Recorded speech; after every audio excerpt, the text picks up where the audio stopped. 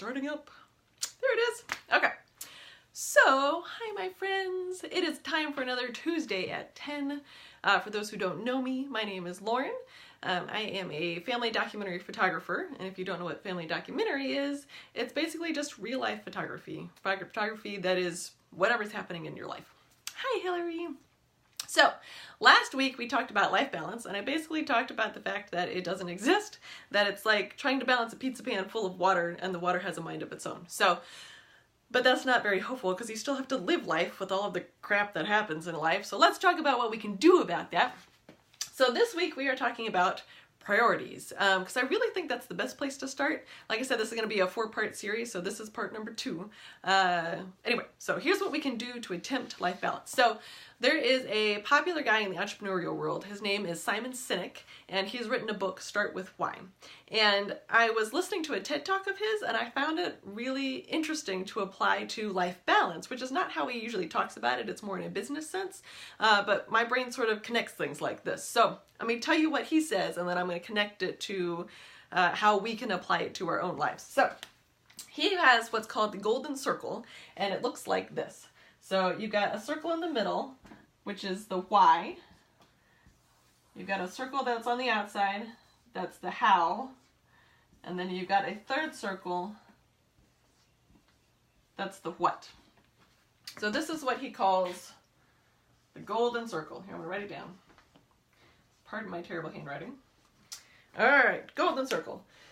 So when he talks about it in a business sense, I'll tell you how it applies to sort of my business, and then we'll apply it to you. So when I first started photography 10 years ago, I started with the what. I had a camera, I enjoyed taking pictures.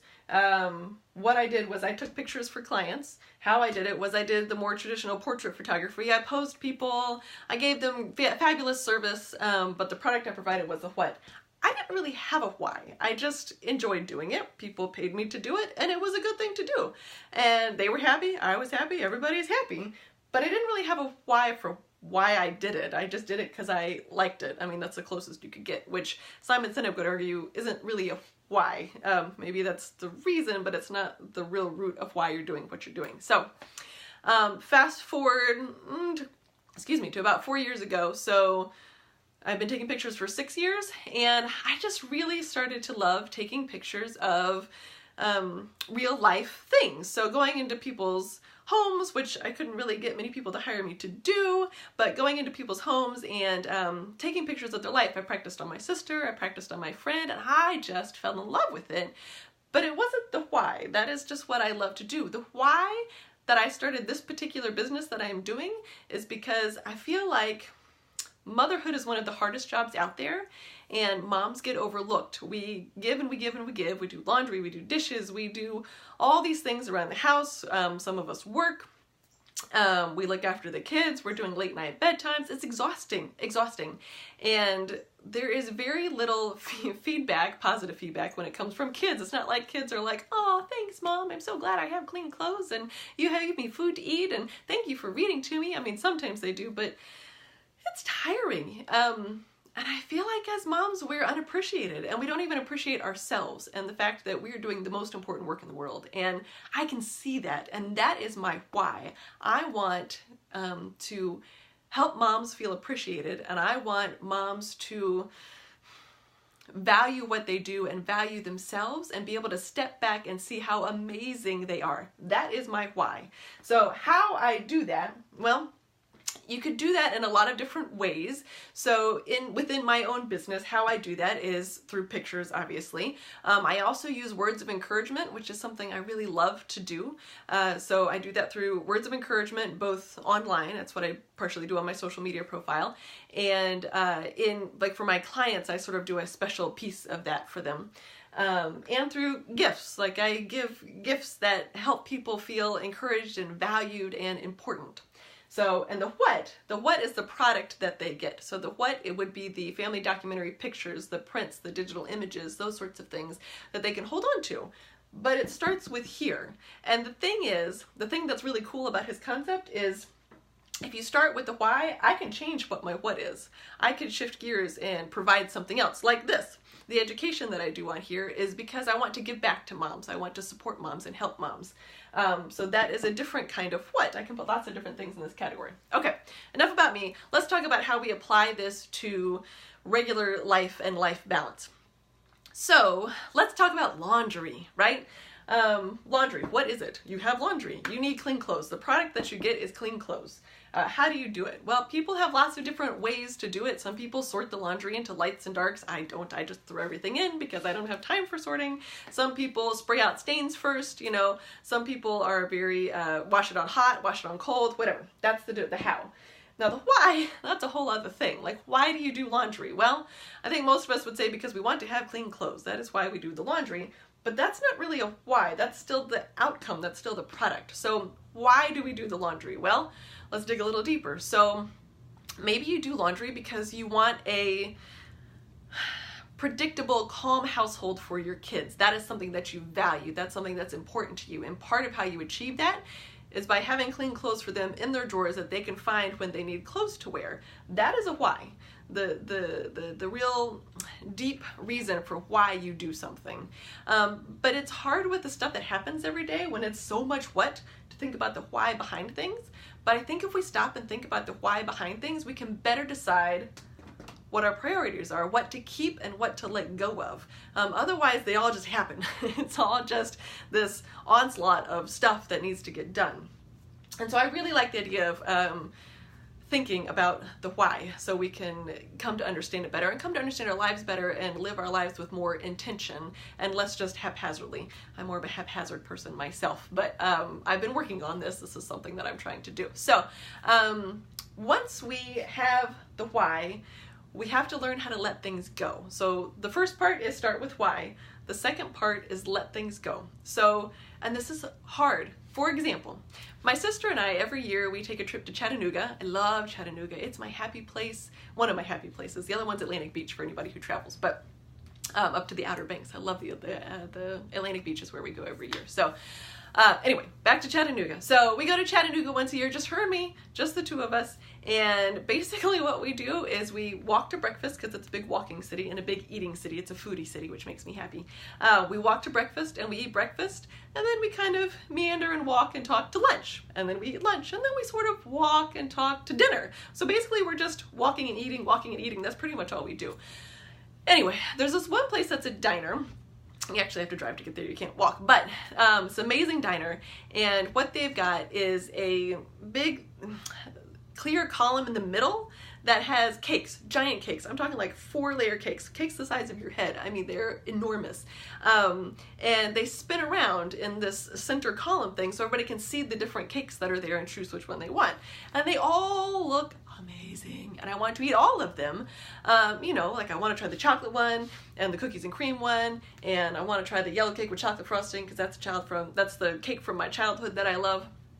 But if I chose all of those, I would make myself sick. Like if you try to do too many good things at once, you make yourself ill. Like you make yourself sick and it's not good and the cake doesn't taste good anymore. And I feel like that's what we try to do in life. We try to do all the good things. We have lots of good things we want to do. We want a calm household for our kids.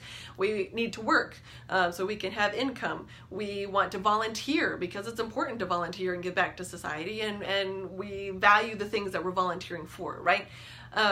Lots and lots and lots of good things that we need to do, but there's only so much time.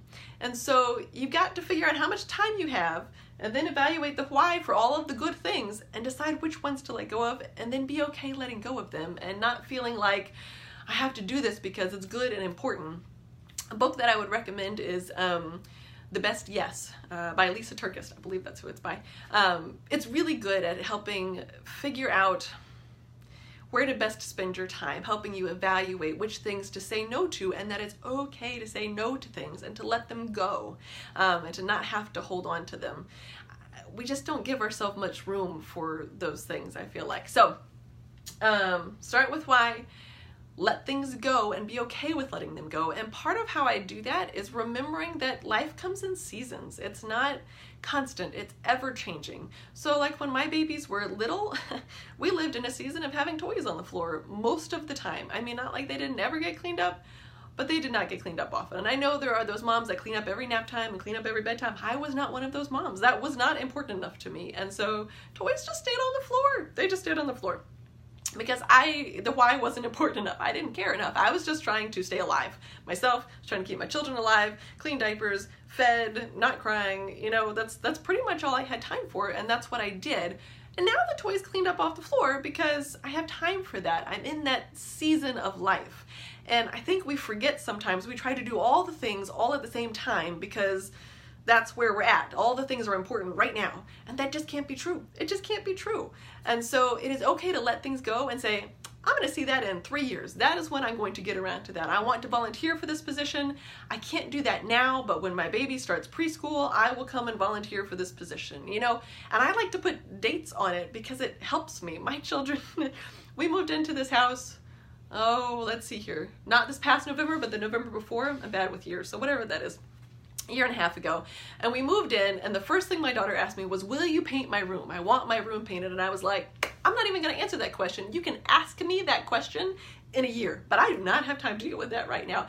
And she clocked it, man. A year later, she was like, it's November. Will you paint my room now? And I thought, crap, now I've got to answer the question. But I did, and we scheduled it out, and I painted both of the kids' rooms this past spring break, so that was last week. But to give a date on it and to say, that is not happening, I do not even have time to deal with that issue right now, but I'm going to schedule that out for a different season in my life once things calm down a little bit.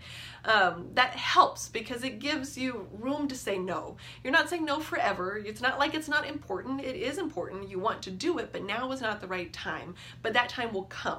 And being okay with that, being okay with the laundry being out of control for a little while, whatever it is, you know. All right, so that's all my things. That's what I had. So start with why. I didn't write the other ones down. Start with why, let things go, and remember that life comes in seasons.